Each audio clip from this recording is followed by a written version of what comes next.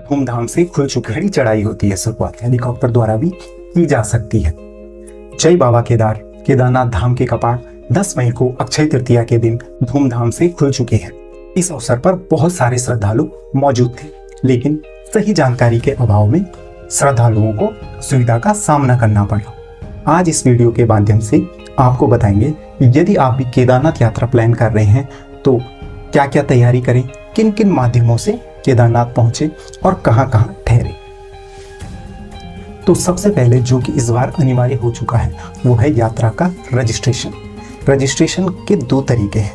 पहला है ऑनलाइन। इसके लिए आप टूरिस्ट केयर उत्तराखंड की साइट पर जाकर रजिस्ट्रेशन करवा सकते हैं, या फिर टूरिस्ट केयर ऐप डाउनलोड करें और उसके बाद रजिस्ट्रेशन कर लें। व्हाट्सएप के जरिए भी रजिस्ट्रेशन किया जा सकता है। इसके लिए आपको टाइप करना होगा यात्रा और इसे भेजना होगा 8394833833। दूसरा जो तरीका है रजिस्ट्रेशन का वो है ऑफलाइन।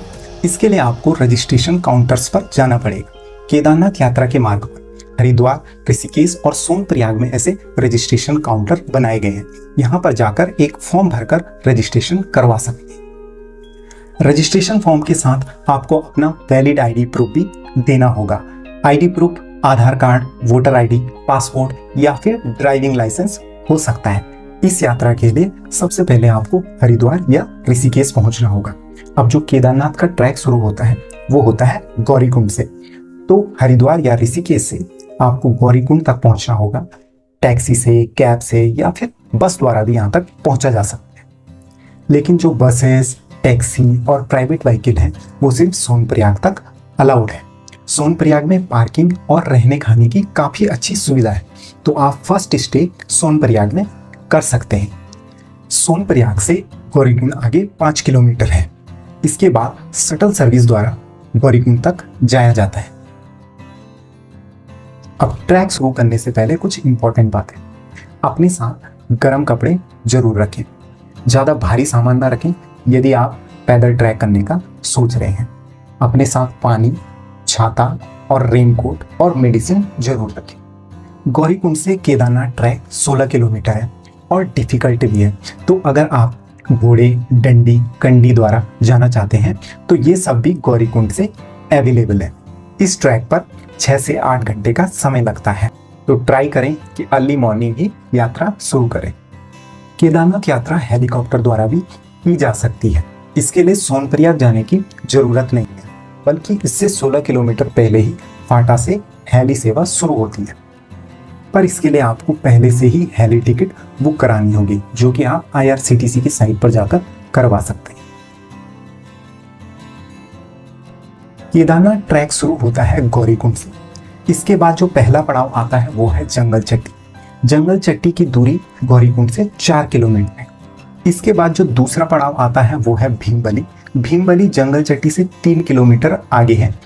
जो ये शुरुआती चढ़ाई है भीमबली तक, ये काफ़ी डिफिकल्ट होती है और काफ़ी खड़ी चढ़ाई होती है शुरुआत।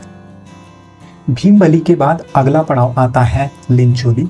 भीमबली से लिंचोली की दूरी 4 किलोमीटर है और लिंचोली से केदारनाथ की दूरी 5 किलोमीटर रह जाती है।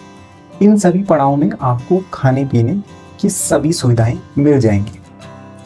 इतनी ऊंचाई पर होने के कारण यहाँ पर नेटवर्क की समस्या बनी रहती है, तो कोशिश करें कि अपने साथ कैश जरूर लाएं, जिससे कि आप सारे खान पान की सुविधाओं का इस्तेमाल कर सकें।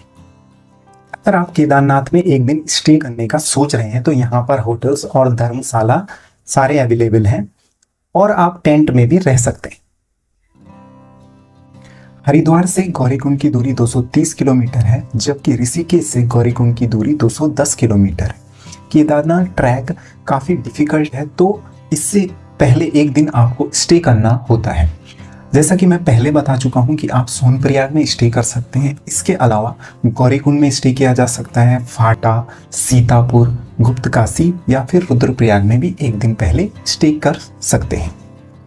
इन सभी जगहों पर आपको रहने और खाने की उचित व्यवस्था मिल जाती है।